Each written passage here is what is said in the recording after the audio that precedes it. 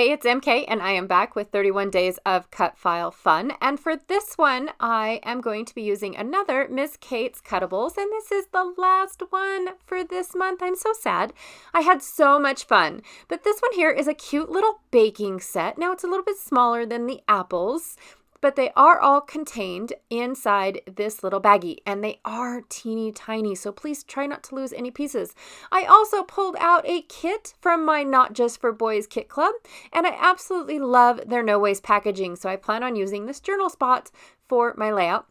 I also have a whole bunch of these little strips. They're actually the branding strips from all of my Color Vibe Simple Stories cardstock, or I guess wood grain paper, printed paper that I have been using, but they're still wood grain. I can't throw those away. I also have this cut file here of this beautiful blender by the Not Just for Boys kit club. It was an add-on to this particular kit, but these cards right here from Heidi Swap, their recipe cards, came in the kit, and I pulled out 3 of them. There was, I believe, 12, but I pulled out 3 because I wasn't sure which one I was going to use. This ephemera.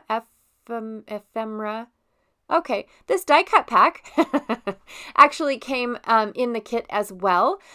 This little title right here, it says Cook and Eat.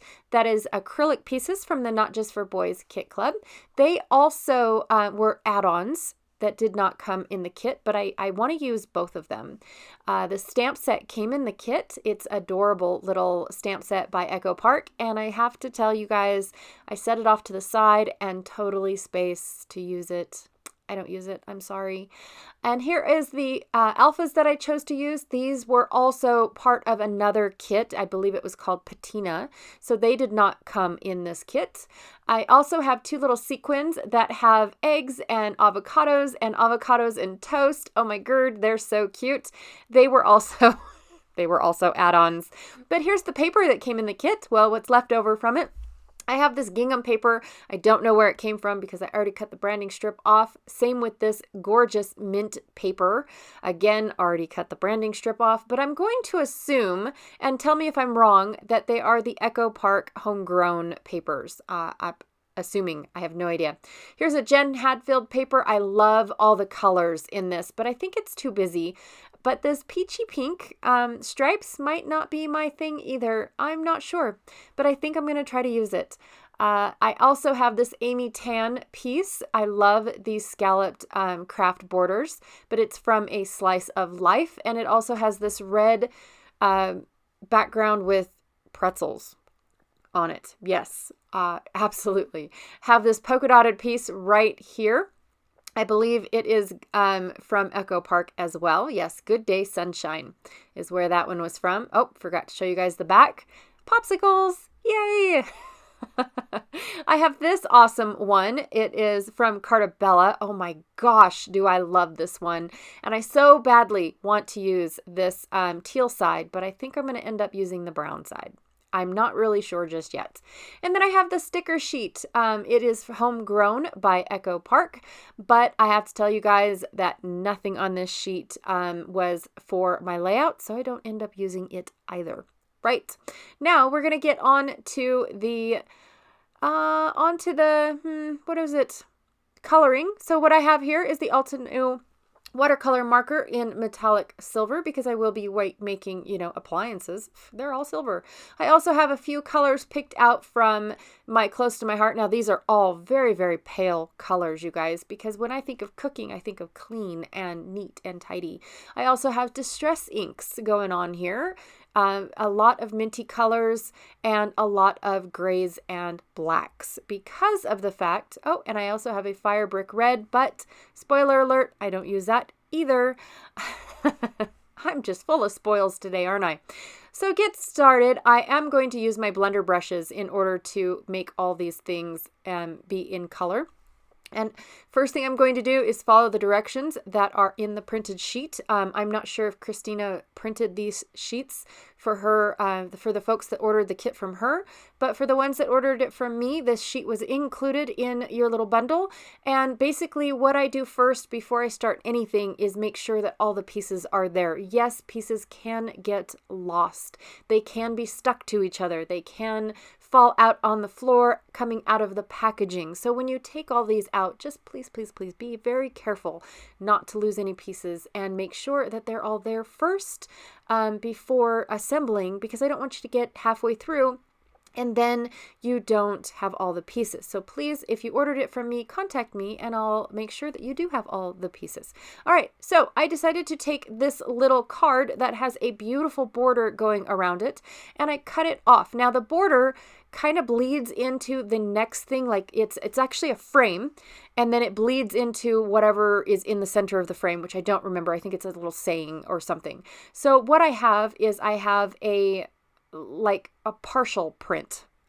It's kind of hard to explain, especially so far away, but I have to glue it all together and now I have a blank spot. And so what I did was I found another card where I could steal a flower from, and I'm going to pop that flower up to fill in my blank spot. Now this spot was hugely obvious. It wasn't as obvious in the, like right now it doesn't look so obvious, but it was in my brain. I could see it. So basically what I did was I cut the flowers out and popped them up and then put them on my bowl. And now I'm putting the backer on my bowl. So that way the design that goes around it, the little scallop thingies, can stick out a little bit more. And then, of course, I'm going to make the inside of my bowl this gorgeous hickory smoke gray from Tim Holtz, and there is my bowl. But then I need to put in the batter. Yes, I do. I have to put the batter in the bowl. Oh, say that 10 times fast. So what I'm going to do is I'm going to take this antique linen. I took whatever was left on my brush, and I'm going to take it and do the underneath, because that's supposed to be the lighter side, like the highlights of the batter. And then I'm going to take the darker side and make it dark. There it is. Ta-da! I absolutely love how this cute little bowl. And you know what it reminds me of? It reminds me of that company that Walmart sells, the Pioneer Woman. Oh my gosh, yes. As soon as I started pulling out all of these elements from my foodie kit from Not Just for Boys, I instantly thought of the Pioneer Woman. So, of course, I'm going to try to make, I don't own any, but I am going to try to make most of my, I don't know, what are these called now?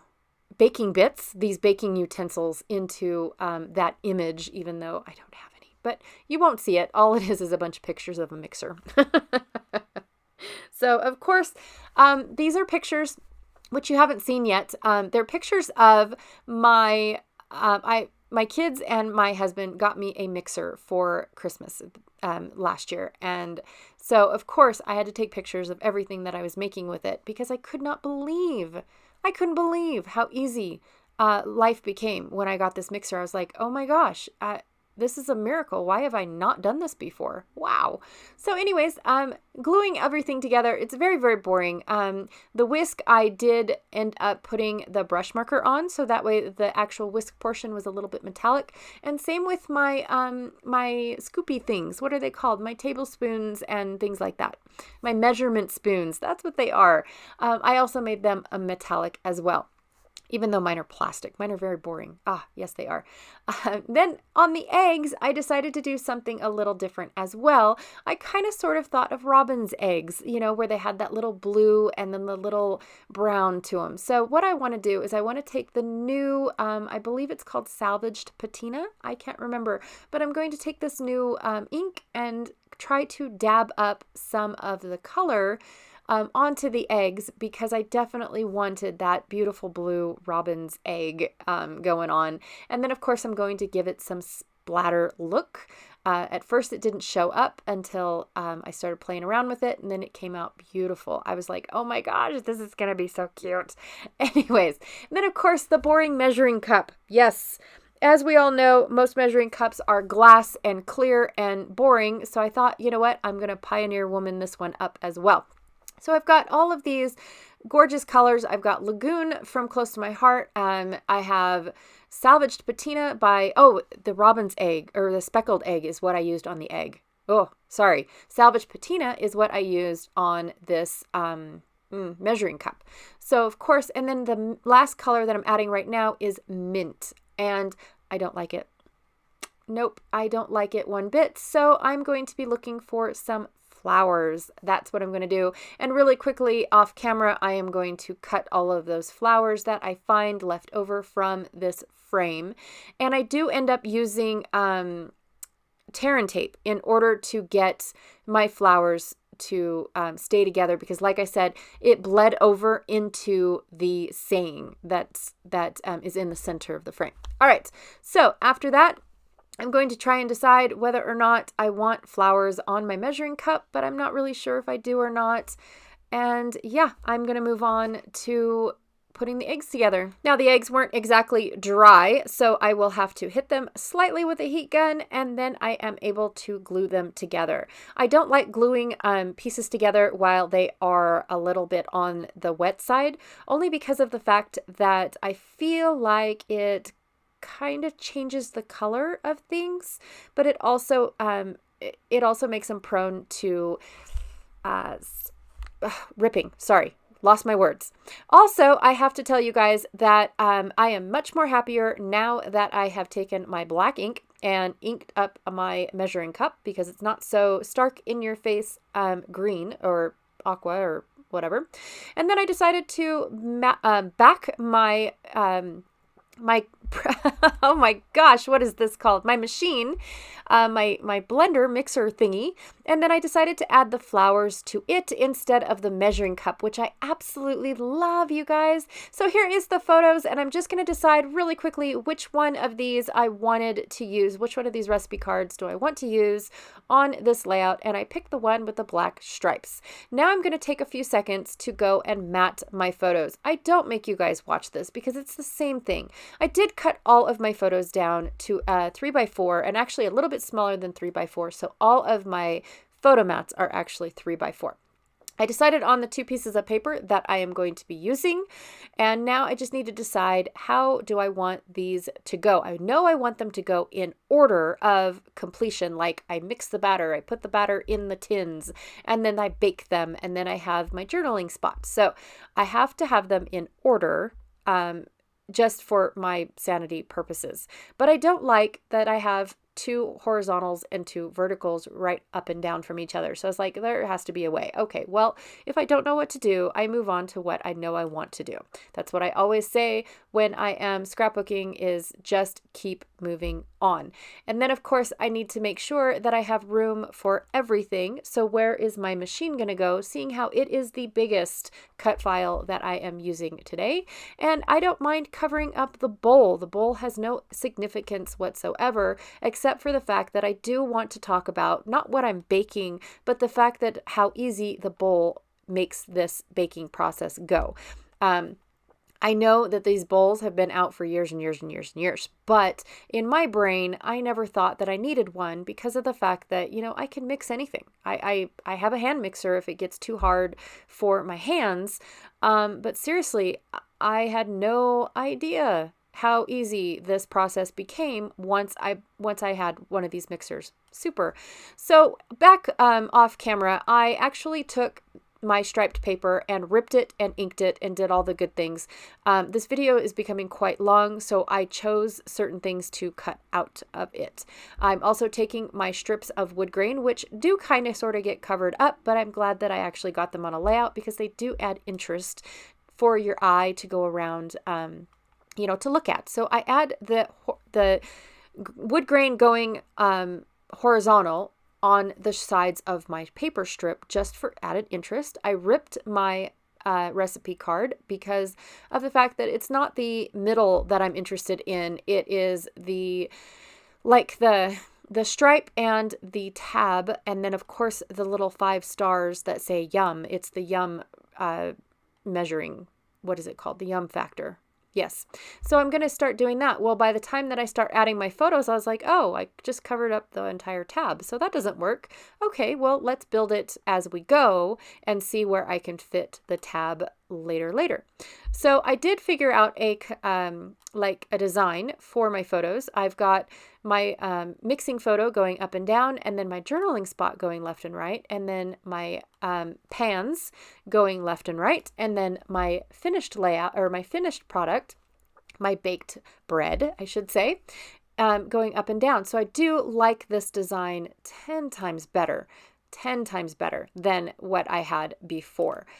Plus it kind of has like journaling spot and then the end result photo going on. And then I also was able to get this little tab and the yum factor, the yum, stars, I should say, peeked out just perfect going like this. So I was super stoked at how this layout was just falling together. Like it was perfect. I didn't even have to like try, except for the fact that my title, on the other hand, doesn't work. Just saying. What I wanted and what ended up happening did not work. Also, on the back of my my eat and cook acrylic pieces. Oh my gosh, you guys, words. I'm so sorry. On the back of those of the packaging card was this amazing wood grain, and I could not pass that up. So I added another layer to my little cluster. Why not? I can do this. So I wanted my title to be Cook, Eat, Yum, because that's what it is. You cook, you eat it. Everybody says, oh my gosh, this is so good. Well, at least that's what they're supposed to say, right? I couldn't make that happen, you guys. It looked too busy. I could not get it to go to where, it was like cascading down to where it said cook, eat, and then at the end say yum. I just couldn't get it. So also to cover up the gap that I have in the center, I'm going to put my little measuring spoons in there because I think that they work perfect. I'm still trying to see if I like the fact that cook and eat are right there, but I still have to figure out where to put the word yum, because I did not leave any room at the bottom, and I can't have it go cook, yum, eat. No, that doesn't work. I mean, it just doesn't work. So I'm going to put happiness is homemade and then the word yum right next door, because I think that is absolutely perfect. And that gap was just the right amount of size. And then of course there is an exclamation point put right on this adorable little alpha set. I love these alphas, you guys. And they're sticky. No extra glue required. Who would have thunk? Oh my gosh, it's amazing. Still trying to get cook, eat, yum to work, and negative, it does not. Yeah, I'm seeing it. I'm trying it. It's going to stay there for a few seconds, but it does not get glued there. Does not. Nope. So, plus I think the fact that cook and eat, I wish they were reversed, because then it would have been, cook is the same color as the word yum. Eat is, in the middle being that peachy pink color, and then the word yum. But it just does not happen. All right, so I'm going to go really super fast forward on the sequins because, 19 hours long for a video is just uncalled for. But what I did was I stole all the bread pieces out of the one that had the bread and the avocado, which is actually called avocado toast. It's adorable. I stole all the bread pieces out because I thought it was amazing. And then I stole all the egg pieces out of the other one, as well as the tealy aqua color, and the red was beautiful, and the wood grain was beautiful. And then I went around in a circle. I kind of did a grungy circle going around all of my elements just to make it look more fun, and I love how it looked. And the last thing I'm going to end up doing is securing all of my my tablespoon, teaspoon measuring spoons. I'm going to secure those down before I call it a day, and this is my layout, you guys. It is a labor of love, but then again, anything that we make should be a labor of love, right? I absolutely love how this turned out. I just am. I love these little baking pieces by Little Miss Kate's Cuttables, and it's just awesome. And the foodie kit from the Not Just for Boys Kit Club worked out beautifully. Oh my gosh. So here are the close-ups. Thank you all so much for putting up with this very choppy video. The frustrations of editing this video was real. I apologize about that. Make sure that please check out Christina and see how she is doing this baking cut file. And this is it, you guys, our last day. I am so sad, but I will be back next month, and I will see what I have up in store for you guys then. All right. Bye.